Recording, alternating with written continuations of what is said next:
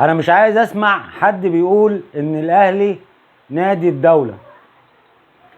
السلام عليكم ورحمة الله وبركاته. حلقة جديدة على قناة اليوتيوب. في البداية احب ارحب بجماهير المارد الاحمر. بتمنى من كل يشوف الحلقة يعمل لايك وشير واشتراك في القناة ويفعل زر الجرس ليصلوا كل جديد عن النادي الاهلي. ولينك صفحتي على الفيسبوك عندك في اول تعليق مثبت. لو مش متابعني اعمل لي متابعة. ليه بقول انا مش عايز اسمع ان حد بيقول ان الاهلي نادي الدولة؟ لان احنا امبارح في مباراة الزمالك وبروكسي عرفنا مين النادي اللي هو يتقال عليه نادي الدولة. امبارح كان في مباراة في كاس مصر في دور ال 32 بين الزمالك وبروكسي اللي هو في مش هنقول بقى في الدوري الدرجة التانية، لا ده تقريبا الدوري الدرجة الرابعة. عمل ماتش بالنسبة له المفروض ماتش عالمي قدام الزمالك. احنا ما شفناش الزمالك مسك كرة في الشوط الاول، حتى لما نزلوا اللعيبة الاساسيين في الشوط الثاني ما شفناهمش. ولولا التحكيم وفضايحه واللي حصل امبارح في المباراة كان المفروض بروكسي تطلع كسبانة متأهلة لدور ال 16. لكن نقول ايه بقى؟ نقول ان الزمالك هو نادي الدولة مش الاهلي. لان امبارح ضربتين جزاء، يعني الكل اجمع انهم ضربتين جزاء ما فيهمش شك. الحد الوحيد اللي ما شافهاش او الشخص الوحيد اللي ما شافهاش هو وليد عبد الرازق حكم المباراة. واتحاد الكرة مش هيبطل بقى اللي بيعمله. يعني وليد عبد الرازق من منطقة الاسماعيلية، واحنا قلنا نبعد عن الشبهات. المفروض مباراة يعني يجي حكم بعيد عن ميوله، وانتوا عارفين العلاقة بين الاسماعيلي والزمالك كلها مجاملات. ليه بقى اتحاد الكرة؟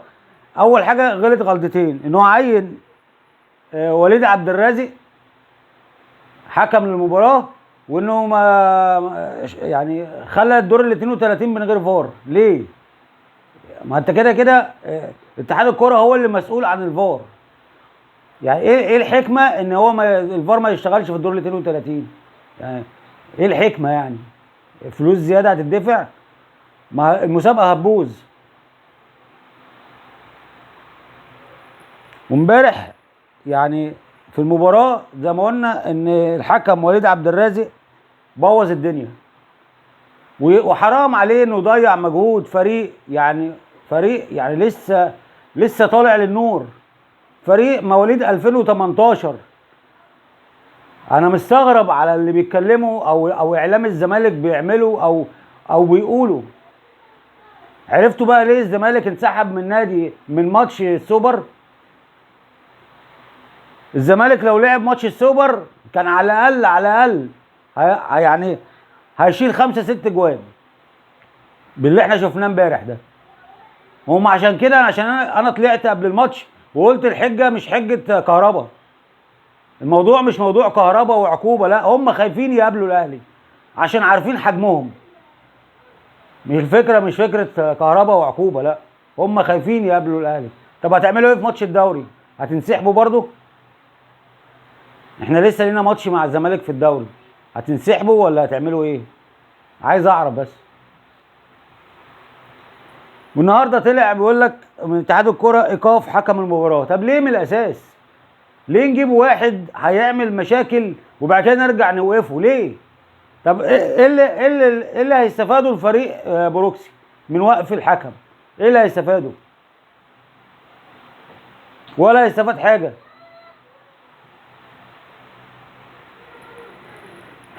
وفضيحه امبارح حصلت على قناه نادي الزمالك. يعني يعني يعني انا يعني عشان بقول ان اي حاجه غلط ما بنشوفهاش الا في نادي الزمالك يعني على قناه نادي الزمالك. امبارح الحكم ياسر عبد الرؤوف المفروض جاي في فقره تحكيميه، المفروض يتكلم فيها ويتكلم عن اداء الحكام ويشوف الفقرات التحكيميه اللي يتكلم عليها، اللي هيحللها يعني. لما طلع قال ان حكم المباراه بوظ الماتش، وان المفروض في ركلتين جزاء لفريق بروكسي، ها، وهنعرض الحلقات التحكيميه. رد عليه طارق يحيى، قالوا لا لا احنا ما عندناش وقت، طب هنعرضها بعدين. امال انت جاي ليه؟ انت جايبه ليه؟ يعني انت طارق يحيى جايب ياسر عبد الرؤوف يعمل ايه؟ ولا عشان عارف ان هو هيقول كلمه حق؟ والله انا مش عارف انتوا ازاي بتطلعوا على الشاشات. يعني انا مش عارف الناس دي ازاي بتطلع على الشاشات، وازاي اصلا يعني مفيش رادع للحاجات دي. عايز اقول لهم ان هم يعني مكشوفين ومفضوحين وجهله وما بيفهموش حاجه، ها، وان كل اللي بيعملوه ده مش هيخيل علينا، سواء بقى من نادي الزمالك، او من قناه نادي الزمالك، او من اتحاد الكوره، او لجنه التحكيم، او الحوارات اللي بتحصل دي كلها عشان الزمالك يقوم له قومه ولا يشد حلو شويه. الحاجات دي مش هتخيل علينا.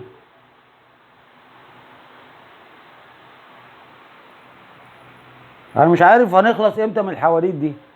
وده اكبر دليل ان السنتين اللي خد فيهم الزمالك الدوري والكاس خدهم كده بالاحتواء وروح البروتوكول، كل اللي بيحصل من اول الموسم لغايه دلوقتي بيأكد ان الزمالك خد الاثنين دوري وكاس السنتين اللي فاتوا بالكوسه، بالاحتواء، بحسام عبد الفتاح.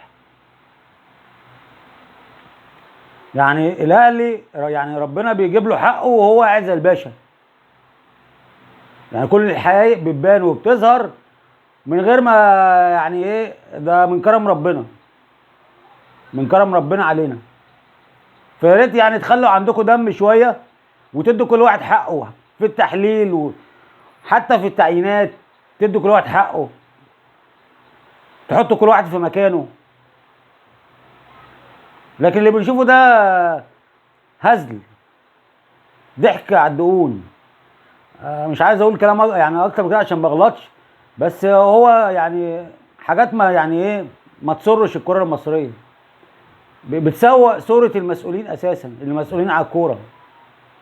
فيا ريت يعني تخلوا شكلكم يعني احسن من كده قدام الناس، وقدام الدول العربيه والافريقيه. شكلنا بقى وحش.